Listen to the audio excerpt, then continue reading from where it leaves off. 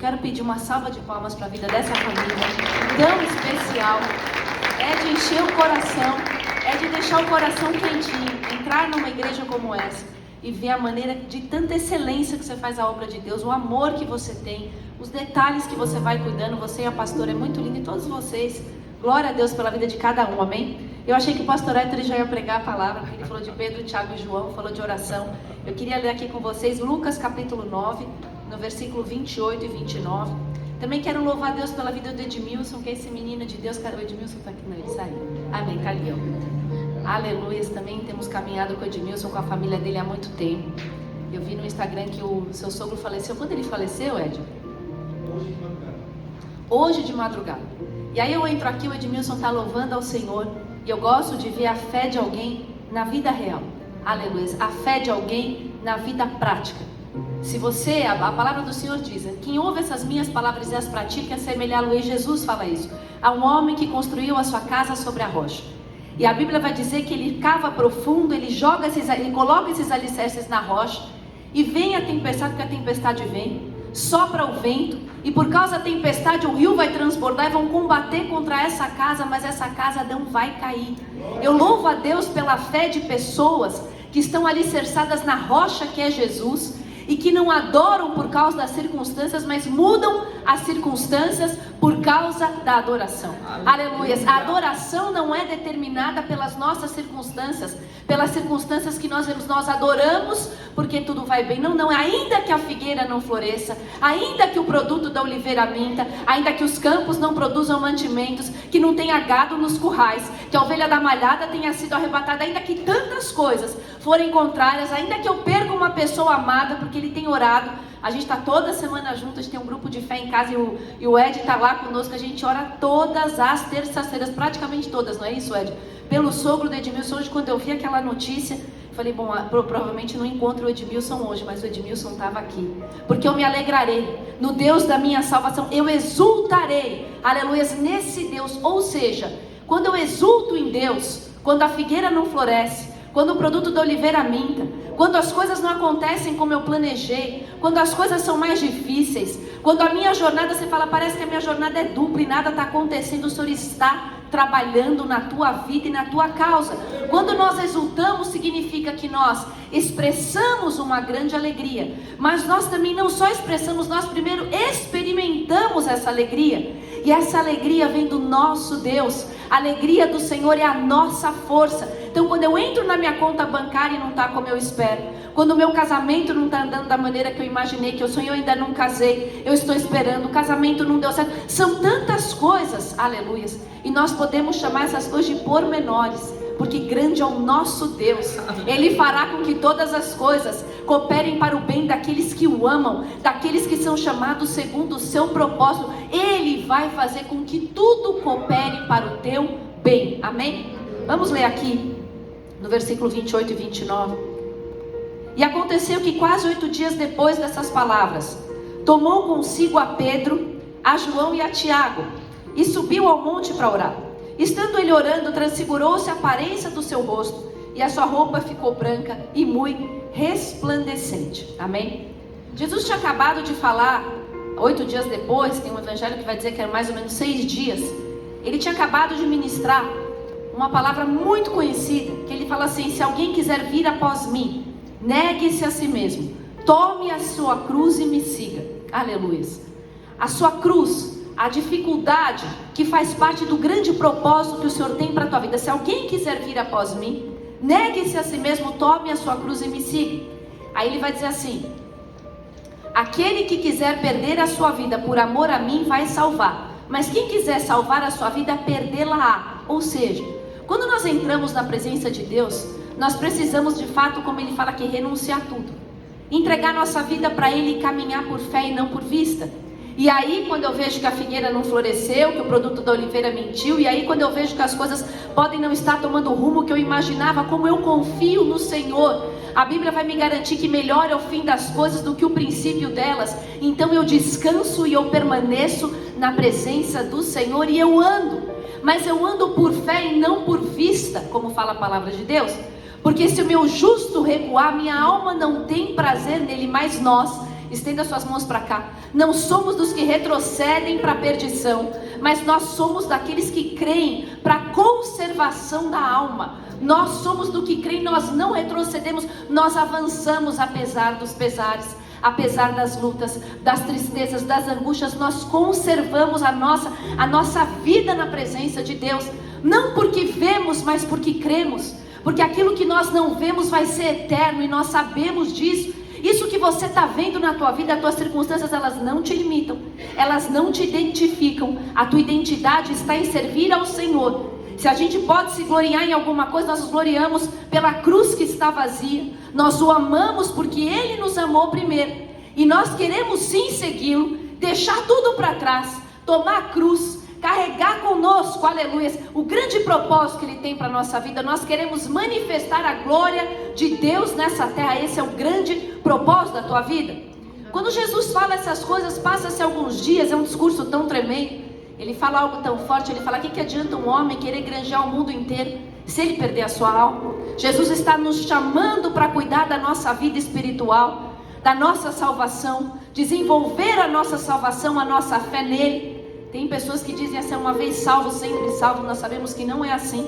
Nós precisamos permanecer, e que Ele nos dê graça, como o pastor Héctor falou. A graça dele nos basta, o poder dele se aperfeiçoa na nossa fraqueza, e é quando nós estamos fracos que o Senhor nos faz ser fortes.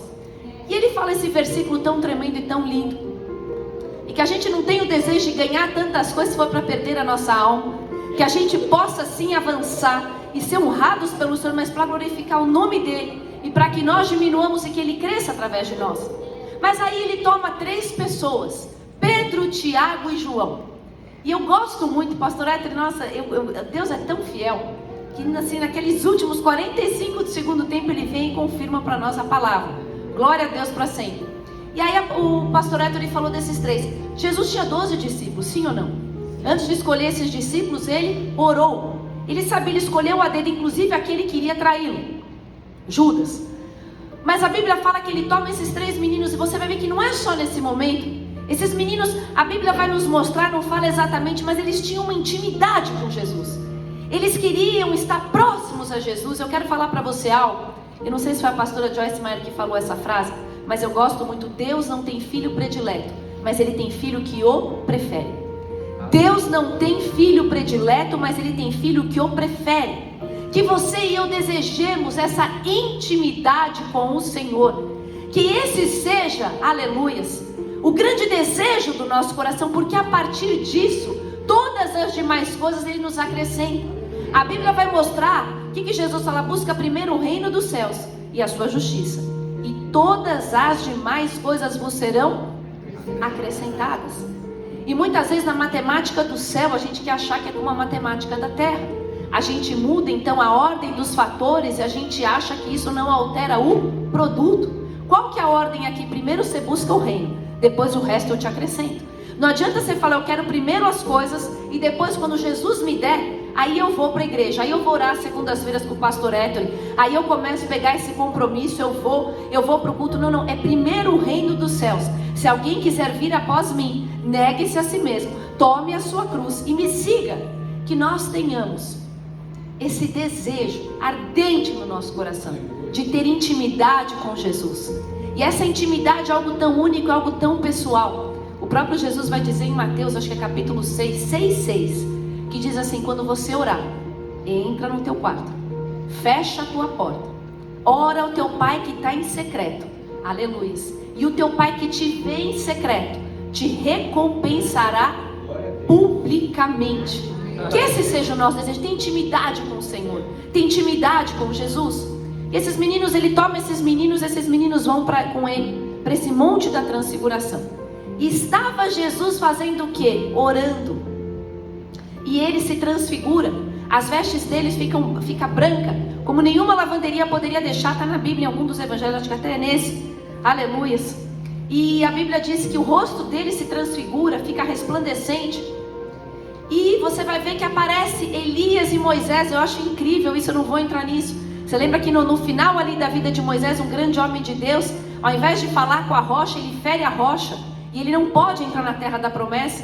Mas aí Deus, na hora que ele morre, manda os anjos pegarem o corpo dele e levar. Aleluia. E aí você vai ver que Elias também pede a morte. E Deus levanta Eliseu, Deus vem tomá-lo numa carruagem de fogo. Mas eu acho tão incrível como a Bíblia ela se conecta e como fecha tudo. Dois grandes homens de Deus, e nesse momento, Deus, é como se Deus estivesse ali validando eles dois. E Jesus, num momento tão duro da vida dele, indo daqui a pouco para o Gólgota, ser morto pelos nossos pecados, ferido pelas nossas transgressões, moído pelas nossas iniquidades, o Senhor traz esses dois. E aí, diz que Pedro, ele fica assim extasiado, ele fala, não, vamos fazer uma tenda aqui para vocês três. Jesus está sempre acima de tudo e de todos. Aí vem uma nuvem luminosa, com a voz de Deus que fala assim, esse é o meu filho amado, em quem se compraz a minha alma, escutai-o. Eu quero convidar você para ouvir a Jesus. Eu quero convidar você no meio da tua dor e da tua dificuldade. Quando a figueira não floresça, não está florescendo na tua vida, o campo não está produzindo mantimento, as coisas estão difíceis, quando vem o diagnóstico, quando você já não se sente mais tão bem, aleluia. Eu estava vendo o testemunho dessa irmã Rúbia, como a dengue tem derrubado as pessoas e como Deus guardou essa moça, não só na parte material, mas na saúde. Sim, tem pessoas que são internadas, tem pessoas que têm sequelas terríveis. O Senhor tem nos guardado. Eu quero convidar você a buscar esse lugar de intimidade, de Pedro, Tiago e João. Aleluia. Jesus estava orando quando o rosto dele se resplandeceu. Não tenha isso, aleluia, como uma coisa básica e simples. A oração de segunda, será que eu vou? Não, você vai vir. A fé não é sentimento, a fé é atitude, a fé é decisão, a fé não é vontade. Quando Jesus falou, quando o Senhor falou, trouxe a notícia para a mãe de Jesus, que ela seria uma mãe de um filho de Deus. Ela era uma jovem, era noiva, ela poderia perder essa questão do noivado. Como é que uma pessoa ia ter filho que era do Espírito Santo? Ela fala assim, eis-me aqui, cumpra-se em mim segundo a sua vontade, segundo a sua palavra. Que a gente possa nos colocarmos nesse lugar, num lugar de intimidade com Jesus, onde eu posso não entender como ela. Como é que uma moça vai entender? Você tem um filho que vem de Deus, você vai ter um filho, ela estava noiva, podia ter acabado com a vida dela, mas o Senhor cuida de todas as coisas, Ele guarda todas as pontas. Ele foi lá, Ele visitou José, Ele falou, olha, não tenha medo, recebê-la por mulher, porque esse que nela é gerado é do Espírito Santo. Ela se coloca ali, aleluia. Aquele que quiser perder a sua vida por amor a mim, você vai salvar. Você vai salvar a tua vida quando você vem, você faz aliança com o Senhor, quando você está na presença de Deus. Eu lembro uma palavra que eu li esses dias sobre Daniel, eu acho tão tremendo. Daniel, ele vai para a Babilônia e ele tem tantas coisas, passa por cova de leões, ele não vai lá porque ele quer. O povo tinha pecado, é um contexto difícil, é um lugar inóspito, mas ele guarda a aliança dele com Deus. Lá na frente ele está orando a Deus, ele fala assim, Deus fala assim para Daniel, Daniel, usando um anjo, não temas, desde o primeiro dia, estenda suas mãos para cá, desde o primeiro dia, aleluias, que você procurou conhecer esse Deus e se humilhar diante dele, as suas palavras são ouvidas, e eu vim por causa das suas palavras. Não tenha medo, pode abaixar suas mãos, não tenha medo. Desde o primeiro dia em que você buscou conhecer esse Deus e se humilhar diante dele, ele tem ouvido as suas palavras, ele veio por causa das suas palavras, aleluias.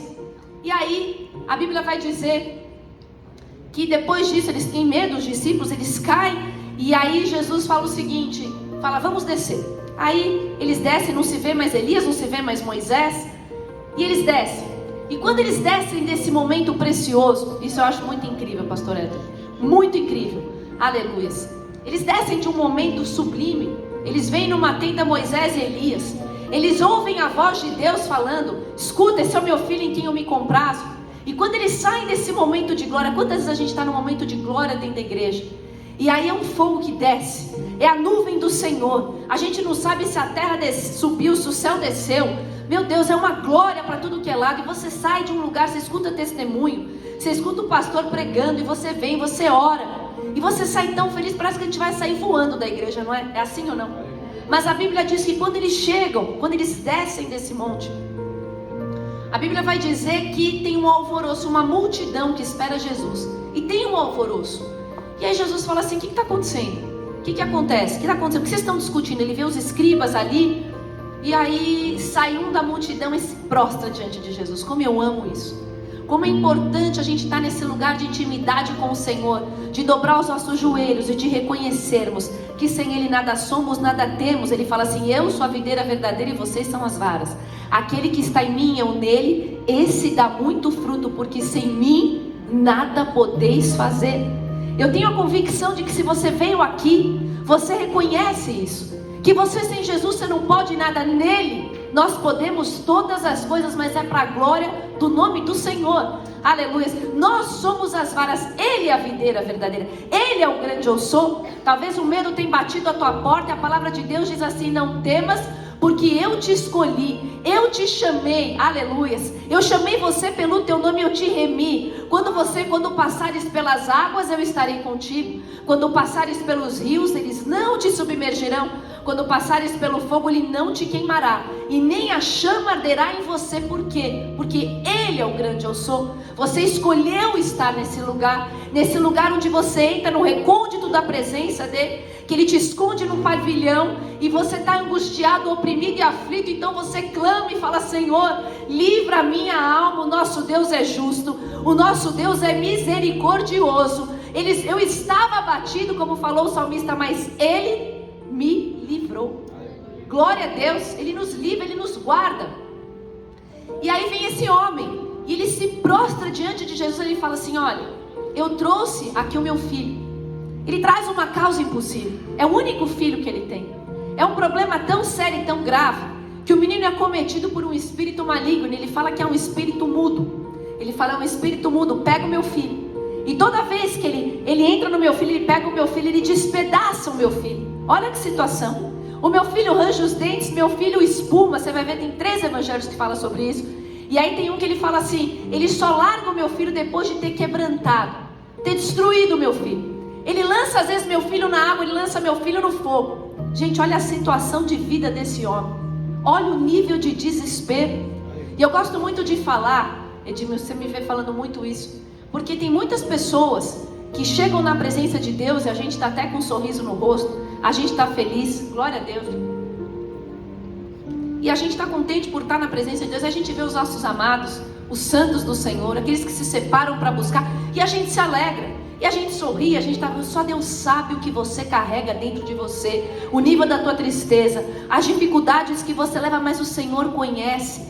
Desde o primeiro dia que você aplicou o teu coração a conhecer esse Deus e a buscá-lo, desde o primeiro dia, Ele tem ouvido as suas palavras, Ele vem pelas suas palavras, Ele te responde, Ele dá força ao cansado, Ele multiplica a força daquele que não tem nenhum vigor. Os jovens correrão e se cansarão, e os mancebos certamente cairão, mas os que esperam no Senhor renovarão as suas forças. Eles subirão com asas como águias, eles correrão e eles não se cansarão, eles não se fatigarão, porque Deus é aquele que te renova no meio da tua dor. Ele dá força para você, quando você acha que você não consegue mais, que não dá mais, que você não aguenta mais, aleluia, você começa a se alegrar no teu Deus, apesar dos pesares, porque a alegria do Senhor é a nossa força. Ele te dá a mão, Ele te toma pela mão direita, Ele fala: você é o meu filho, aleluia, eu não te deixarei, eu não te desampararei. Glória a Deus.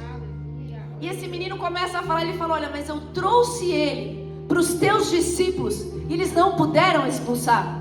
Aí o que você acha que Jesus fala? Ah não, tudo bem, não era mesmo, era para eu expulsar. Ele fala assim: geração incrédula e perversa, até quando eu estarei contigo? Até quando eu vos sofrerei? Traz um menino para mim. Eu tenho para mim, pastor Héctor, que a incredulidade, ela carrega em si uma perversidade. Por quê? Porque quando nós não acreditamos em Deus, você foi feito para ser amigo de Deus. Esse é o nosso grande propósito, glorificar o nome do Senhor. Aleluia, glorificar o nome de Deus, sendo amigo dele e tendo aquilo que é importante para ele, sendo importante para nós. E nada mais para o Senhor importa do que pessoas. Ele morreu por nós. Ele quer que eu e você sejamos pessoas faróis no meio da noite que iluminam, pessoas que carregam a palavra da verdade, obreiros que não têm do que se envergonhar e que manejam bem a palavra da verdade. Aleluias, é essa a nossa posição no reino de Deus. Obreiros que não têm do que se envergonhar, que manejam bem a palavra da verdade, que amam a Deus, aleluia, e que amam ao próximo com o amor que Ele nos ama. Esse é o nosso chamado. E quando ele é levado, esse menino é levado, os discípulos não podem ajudá-lo, Jesus repreende eles. e fala: traz o menino. Eu gosto muito porque Jesus, ele fala com o pai. Ele fala desde quando? Você acha que Jesus já não sabia o que acontecia com aquele menino? Jesus, ele quer se relacionar conosco. Isso é tão incrível, é tão lindo. Ele quer nos curar nessa relação. Ele quer mostrar para você que ele se importa com o tempo da tua dor, com o teu choro, dos choros que você tem chorado, que você erga um altar para adorar ao Senhor. Aleluias, em nome de Jesus. Que você ame o Senhor porque Ele te ama primeiro, e que você reconheça que Ele quer se relacionar com você. Você é importante para esse Deus. Aleluia. Ele quer que eu e você priorizemos essa amizade acima de tudo e de todos, e que a gente guarde a nossa sinceridade diante do Senhor. Que você apresente a Ele as suas causas, as suas tristezas, as suas aflições, e que a gente não vista como uma roupagem. É tipo uma roupagem que a gente coloca de religiosidade, e que a gente não quer falar para o Senhor o que a gente sente. Fala para Ele, conta tudo para esse Deus. Ele se importa com você. Aleluia, Ele te ama. Ele te ama tanto que Ele entregou o Filho dele por amor a mim e a você. Esse Jesus que estava no monte da transfiguração, Ele desce para um lugar de alvoroço, de problema, com o pai, com o filho, desde a infância, um problema absurdo que ninguém conseguia resolver. Talvez você traz nessa manhã no teu coração um problema, um sofrimento, algo que não tem jeito, que não tem como ninguém resolver. Você tem o Senhor. Aleluias, você tem Ele. Você tem o Emanuel, o Deus conosco, o Deus que não te deixa, que não te desampara, que te ajuda, que te esforça, que te abençoa. A Bíblia vai dizer que quando trazem o menino para Jesus, o Espírito agita ele com violência, e ele convulsiona. E tem tantas vezes, pastor Héctor, eu estava pensando quando eu estava lendo essa palavra, que parece que quando a gente leva as coisas para Deus, quando a gente começa a buscar, parece que quando você começa a orar, você começa a jejuar, parece que a coisa vai para trás. Vocês já passaram por isso? Vocês lembram quando Deus chamou Moisés para libertar o povo do Egito? O povo era tratado com escravidão, com todo tipo de maldade. Eles eram tratados cruelmente, a Bíblia vai dizer. E aí Deus levanta Moisés, faz algo tremendo, poderoso. Vai em Moisés de novo. E aí a palavra do Senhor diz que quando Moisés vai falar a primeira vez com o faraó aumenta o trabalho deles. Eles tinham que, a palha vinha, eles tinham que fazer o tijolo para fazer a cidade. Agora eles iam ter que pegar a palha. Era mais coisa do que eles já tinham que fazer. E aí o povo não acredita, fala: não é possível. Foi para ajudar e piorou. Continua. Eu quero falar para você que a vida cristã é sobre permanecer e persistir. É ser firme, é ser constante, é ser sempre abundante, porque a tua obra no Senhor, ela não é vã. A Bíblia vai dizer que o Senhor é recompensador de quem o busca. Sem a fé é impossível agradar a Deus, porque todo aquele que se aproxima de Deus, aleluias, precisa acreditar que Deus existe e que Ele é recompensador, galardoador daquele que o busca. Vai, não pare. Não pare. Tudo que o diabo, que é o mundo espiritual quer, aleluia, das potestades, do diabo, Satanás, é que nós paremos. Aleluia, isso é muito sério. Você não vai parar, você vai permanecer, você vai continuar, independente da tua vontade, é pela palavra. Cumpra-se em mim, como Maria falou, segundo a sua palavra. Bom, o menino Jesus manda aquele espírito mudo e surdo sair dele. Isso eu acho incrível também. Porque muitas vezes a gente acha que conhece as situações da nossa vida, os problemas, e você fala: está acontecendo isso por causa disso. Não tenta achar explicação. Ele achou que era o espírito mudo, era surdo e mudo. Não procure achar, procure Jesus. Procure viver o milagre que Ele tem para você. Não queira ficar arranjando circunstância e justificativa e razão. Aconteceu isso porque eu fiz aquilo. Não faça isso. Não use a teologia fora de contexto, porque você vai se magoar, você vai se entristecer. Foi o que os amigos de Jó fizeram com ele. Ele sofria tanto, ele estava tão triste, ele estava tão mal, e os amigos vieram consolar. Começam bem. Deus permite tudo aquilo na vida dele. É uma guerra espiritual, uma batalha espiritual. Quero falar para você, se revestir de Deus, para que você resista a Satanás, aos ardis de Satanás. Essa é a nossa parte, é ser amigo de Deus e nos revestir do Senhor. Os amigos de Jó começam a querer criticá-lo e falar: olha, tudo isso está acontecendo com você, que ele perde tudo. Eu acredito que você já conhece essa história, e tanta coisa acontece, perde os 10 filhos, enfim. E aí os amigos querem atribuir a ele a culpa daquilo que estava acontecendo. Mas Deus fala que aquilo não estava correto. Vocês não falaram de mim o que foi certo, como fez o meu servo Jó. E quando Jó ora pelos amigos, Deus vira o cativeiro de Jó. Quando Jesus ora, Deus faz ele se resplandecer as roupas, aleluia, o rosto, a face dele. Quando você orar, eu e você, entrar nesse lugar de intimidade como esse pai que se prostra e entrega o filho para ele, aleluia, o milagre chega, segundo a vontade dele, no tempo dele, segundo aquilo que ele tem para você. Ele muda os tempos, ele muda as horas, ele estabelece reis, ele remove reis, ele conhece o que está em trevas e com ele mora a luz, aleluia. E aí, a palavra do Senhor vai dizer que o menino, esse espírito deixa, e ele pergunta para o pai desde quando isso acontece, desde a infância, e é tão tremendo, porque ao mesmo tempo que ele estava curando aquele filho, ele estava curando aquele pai. É a causa que você está colocando que mexe com você, e ele está curando a tua família, ele está curando as tuas causas, ele está fazendo a obra na tua vida e na tua família. Continua, aleluia, persista. E eu acho tão incrível, para finalizar, que a Bíblia diz o seguinte, que eles, as pessoas que viam aquilo, se pasmaram e louvavam a majestade santa do Senhor. E eu quero declarar que eu e você seremos veículos para que as pessoas vejam a nossa causa, aleluia, aquilo que te põe medo, aquilo que te entristece, que te aprisiona o teu coração, será um veículo da glória de Deus, será um veículo para que as pessoas se pasmem ao ver a majestade do nosso Deus. Estava de um jeito e virou de outro porque o Senhor visitou. Era uma causa perdida, mas foi encontrada por Jesus, o Rei dos Reis, o Senhor dos Senhores.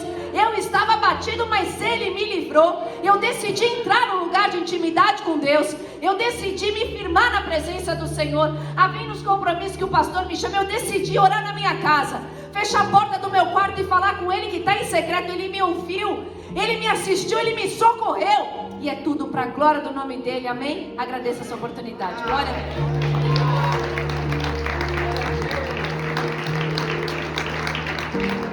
Aleluia, se coloque em pé em nome de Jesus. Aleluia, coloque a mão no seu coração. Agradeça ao Senhor aí no seu lugar, por você estar aqui nesta manhã.